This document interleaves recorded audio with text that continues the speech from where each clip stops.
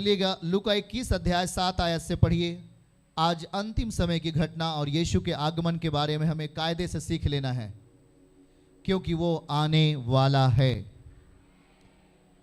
उन्होंने उससे पूछा, हे गुरु, यह सब कब होगा? ये बातें जब पूरी होने पर होंगी, उस समय क्या चिन्ह होगा? उसने कहा, चौकस रहो कि भरमाए ना जाओ। चौकस रहो कि भरमाए, क्योंकि बहुत से मेरे नाम से आकर कहेंगे मैं वही हूं, और यह भी कहेंगे समय निकट आप पहुंचा है, तुम उनके पीछे ना चले जाना। जब तुम लड़ाइयां और बलवों की चर्चा सुनो तो घबरा ना जाना, क्योंकि इनका पहले होना अवश्य है, परंतु उस समय तुरंत अंत ना होगा।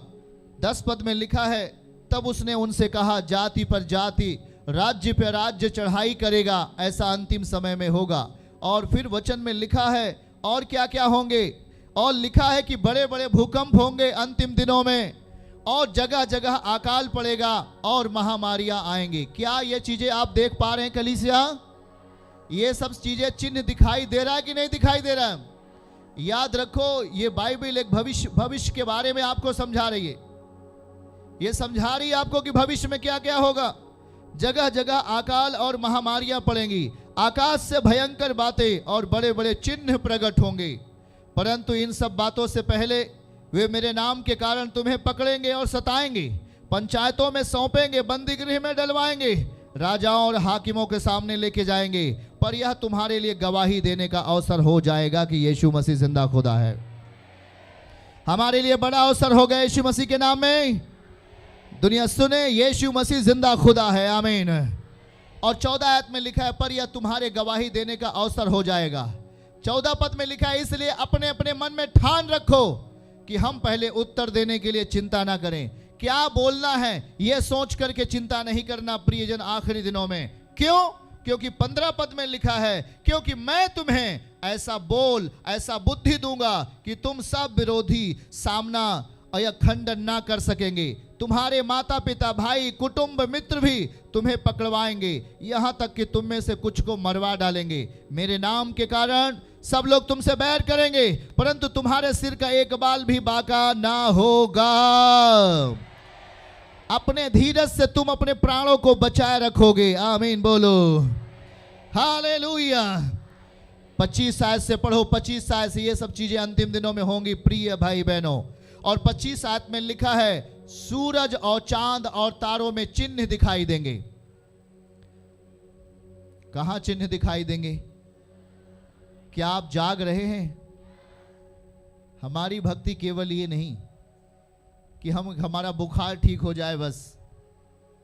देख लो आपके यीशु का आगमन, यीशु का आगमन। तब स्वर्गदूतों ने उससे क्या कहा? पढ़िए 25 आयत।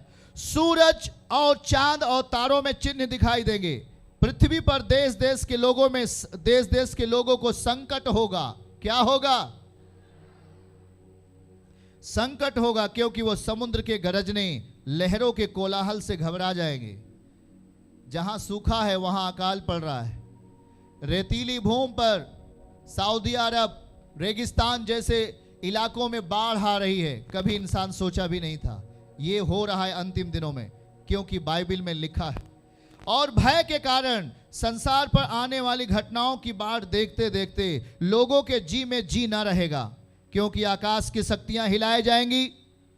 27 में लिखा है, तब मनुष्य के पुत्र को, हाथ उठा लीजिए सब लोग उसके आदर के लिए, तब मनुष्य के पुत्र को सामर्थ, बड़ी महिमा के साथ बादलों पे आते देखेंगे।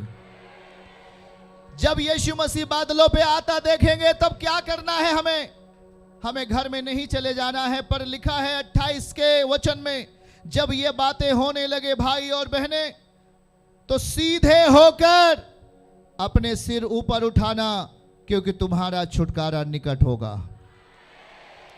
तुम्हारा छुटकारा निकट होगा। तुम शैतान के उस फंदे में नहीं फंसोगे। अनंत काल के लिए आनंद का जीवन जीने के लिए परमेश्वर के पास चले जाओगे। ये बहुत बड़ी खुशखबरी है। यीशु मसीह जाते जाते इस बात को कह रहा था यूहन्ना 1 में, उसको भी देख लेते हैं। और वहां दूतों ने कहा कि हे गलीली पुरुषों, जिस तरह तुम यीशु को ऊपर जाते देख रहे हो, उसी तरीके से वो फिर धरती पर आएगा। यूहन्ना रचित सुसमाचार पहले अध्याय में ये चीजें, उसका वर्णन है। हम परमेश्वर के अस्पष्ट बातों को देख पा रहे हैं। प्रियजन, हमारी भक्ति इसलिए है। बगल वाले को बोलो, क्या आप जाग रहे हैं? 34 आयत में लिखा है, इसलिए सावधान रहो। क्या लिखा है? सावधान रहना है। क्या रहना है?